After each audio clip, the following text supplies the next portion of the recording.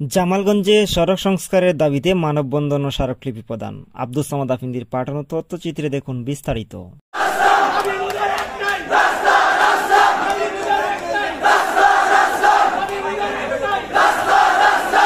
সুনামগঞ্জের জামালগঞ্জ উপজেলার গুরুত্বপূর্ণ দুই সড়ক জামালগঞ্জ থেকে রূপাবালী ও জামালগঞ্জ থেকে সেলিমগঞ্জ সড়ক দ্রুত সংস্কারের দাবিতে মানববন্ধন অনুষ্ঠিত হয়েছে।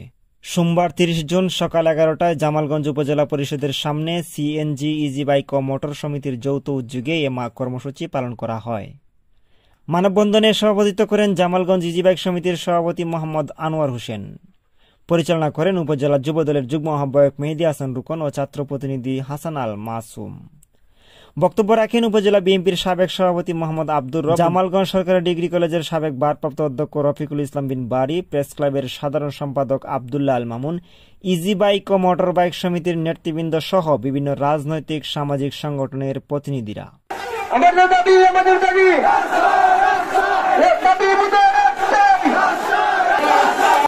বক্তারা বলেন, ২০২২ সালের আকস্মিক বন্যায় সড়কদ্বয় ব্যাপক ক্ষতিগ্রস্ত হয়। এরপর অল্প কিছু মেরামত হলেও পুরোপুরি সংস্কার হয়নি। খানাখন্দে ভরা রাস্তায় প্রতিদিন দুর্ঘটনা ঘটছে, যাত্রী মৃত্যু ও রোগী পরিবহনে বিঘ্ন ঘটছে। দীর্ঘদিন ধরে এই দুর্ভোগ চললেও প্রশাসনের কোনো কার্যকর উদ্যোগ দেখা যাচ্ছে না। মানববন্ধন শেষে উপজেলা নির্বাহী কর্মকর্তা বরাবর স্মারকলিপি প্রদান করা হয়।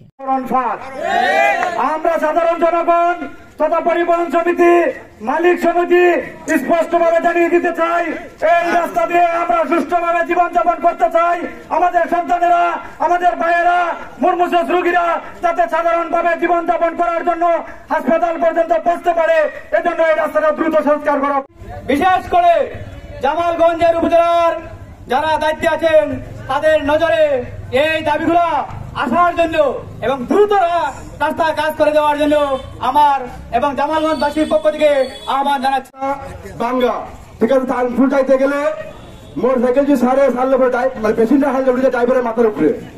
আমরা এই রাস্তাগুলার কাজ আমরা চাই।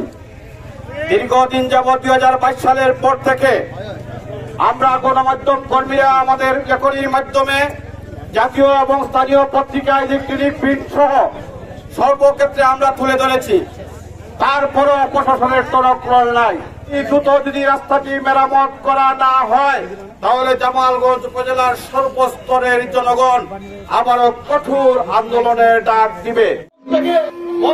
পর্যন্ত যেগুলো মানুষ চলাচলের জন্য অতি কষ্টকর, অতি তাড়াতাড়ি প্রশাসনের দৃষ্টি আকর্ষণ করছি, আপনারা অতি দ্রুত এর ব্যবস্থা নেই। আজকে নিয়ে এই রাস্তার জন্য 2 দিন মানববন্ধন হয়েছে। আমরা চাই না আগামী 3 দিনের মানববন্ধন হোক।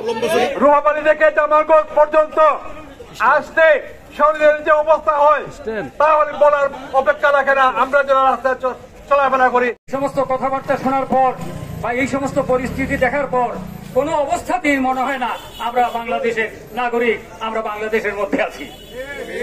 মনে হয় আমরা একটা বিচ্ছিন্ন দ্বীপের অধিবাসী, আমরা এই দেশের লোক না।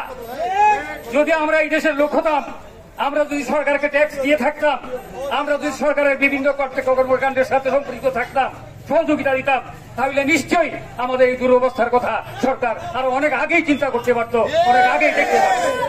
আমরা আজকের এই সমাজ থেকে সর্বশেষ হুঁশিয়ারি দিচ্ছি, এই রাস্তা সংক্রান্ত বিষয়ে যারা সম্পৃক্ত আছেন, যাদের দায়িত্ব আছেন, তারা যেন যথাযথ ঊর্ধ্বতন কর্তৃপক্ষ বরাবর আমাদের এই বিক্ষোভের কথা, আমাদের এই কষ্টের কথা, আমাদের এই আন্দোলনের কথা যথাযথভাবে তারা পৌঁছে দেবেন। এ বিষয়ে উপজেলা প্রকৌশলী সানোয়ার হোসেন জানান, গুরুত্বপূর্ণ এই রাস্তাটি নিয়ে জেলা ও বিভাগীয় পর্যায়ে যোগাযোগ করা হয়েছে। আশা করা যাচ্ছে আগামী 3 মাসের মধ্যে পূর্ণাঙ্গ সংস্কার কাজ শুরু হবে। এ সময় ইউনা মুশফিকুন নূর বলে, মানে আমি দেখতে পাচ্ছি পুরো জামালগঞ্জবাসী আমাদের আজকে আপনাদের একটি দাবি নিয়ে এসেছেন। এটি একদম হচ্ছে যৌক্তিক এবং জনগণের একদম হচ্ছে প্রাণের এবং মনের দাবি।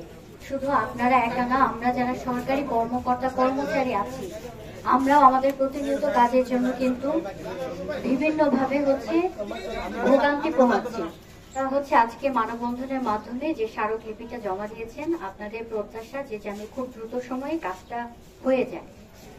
তো আপনাদের কাছেও আমাদের পক্ষ থেকে একটা দাবি আমারও আছে যে আপনারা যে সময়টুকু পর্যন্ত কাজটাকে শেষ করতে পারছি না বা ধরতে পারছি না, সেই সময়টুকু পর্যন্ত আপনারা আমাদের পাশে থাকবেন, আমরা যেন কাজটা করতে পারি।